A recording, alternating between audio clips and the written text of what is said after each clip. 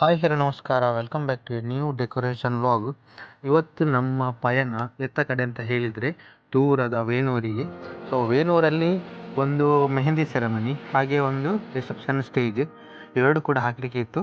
So ಹಾಗಾಗಿ ನಮ್ಮ ದೊಡ್ಡ ಗಾಡಿಗೆ ಎರಡೂ ಸೆಟಪಿನ ಐಟಮ್ಸನ್ನು ಲೋಡ್ ಮಾಡಿ ನಾವು ಹೊರಟೆವು.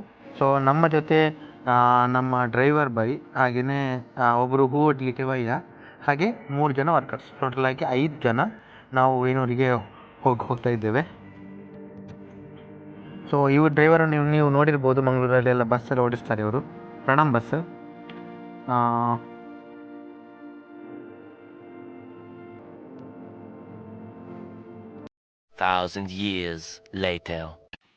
ಸೊ ಮೊದಲು ಮೆಹಂದಿ ಸೆರೆಮನಿಗೆ ಬೇಕಾದಂಥ ಐಟಮ್ಸ್ ಹಾಗೆಯೇ ಬೇಕಾದಂಥ ಸ್ಟೇಜ್ ಸೆಟಪ್ಪನ್ನೆಲ್ಲ ಫಿನಿಶ್ ಮಾಡಿದೆವು.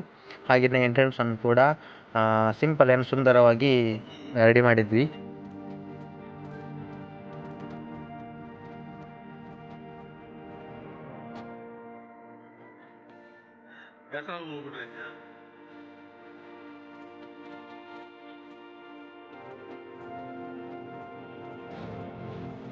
ಹಾಗೆ ಎಂಟ್ರೆನ್ಸ್ ಕೂಡ ಆಲ್ಮೋಸ್ಟ್ ಫಿನಿಶ್ ಆಗ್ತಾ ಬಂತು.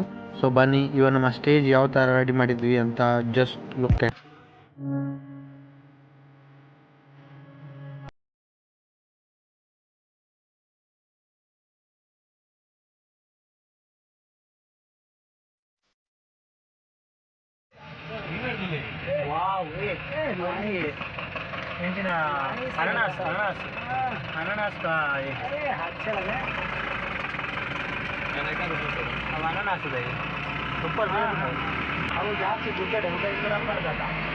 ಅದಾದ ನಂತರ ರಿಸೆಪ್ಷನ್ ಸ್ಟೇಜ್ ಡೆಕೋರೇಷನ್ ಮಾಡಲಿಕ್ಕೋಸ್ಕರ ಹಾಲಿನ ಕಡೆ ಹೊರಟೆವು.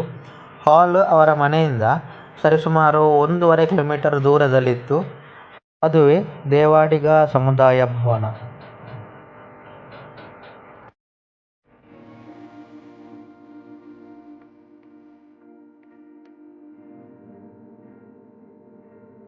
A few moments later.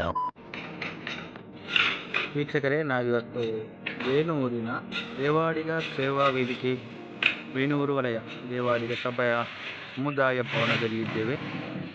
Actually ಒಂದಿನ ಬಿಟ್ಟು ಒಂದು ರಿಸೆಪ್ಷನ್ ಸೆಟಪ್ ಹಾಕಲಿಕ್ಕೆ ನಾವು ಬಂದದ್ದು. ಸೆಟಪ್ ಇದು ಅರ್ಧವರ್ಷ ಕಂಪ್ಲೀಟ್ ಆಗಿದೆ, ಇನ್ನು ಹೊರಡ್ತಿದ್ದೀವಿ. ಉಳಿದದ್ದು ನಾಳೆ ಕೆಲಸ ಮುಂದುವರಿಸಿದೆ. ವರ್ಕ್ ಯಾವ ಥರ ಆಯಿತು, ಗಾಡಿ ಯಾವ ಥರ ಬಂತು ನೋಡ್ಕೊಂಡು. ಇವತ್ತು ನಮ್ಮ ಜೊತೆ ವರ್ಕಿಗೆ ಬಂದಿದ್ದಾರೆ ಪದ್ವದಿಂದ. ಅಲ್ಲ, ನಿಮ್ಮ ಹೆಸರು ಎಂತ? ನಿಮ್ಮ ಹೆಸರು ಎಂತ ಮಾರಿ ಸಿಕ್ಕ.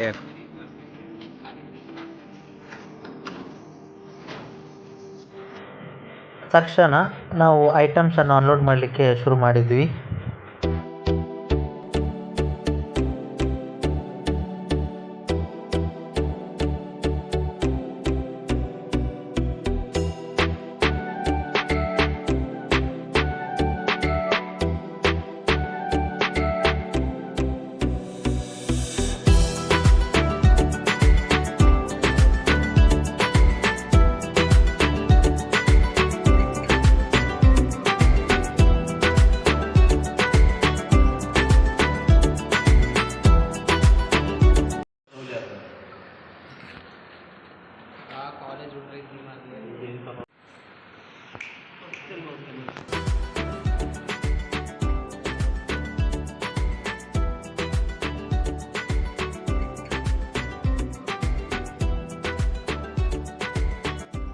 ಸೊ ಫೈನಲ್ ಆಗಿ ರಿಸೆಪ್ಷನ್ ಸ್ಟೇಜ್ ರೆಡಿ ಆಗಿದೆ.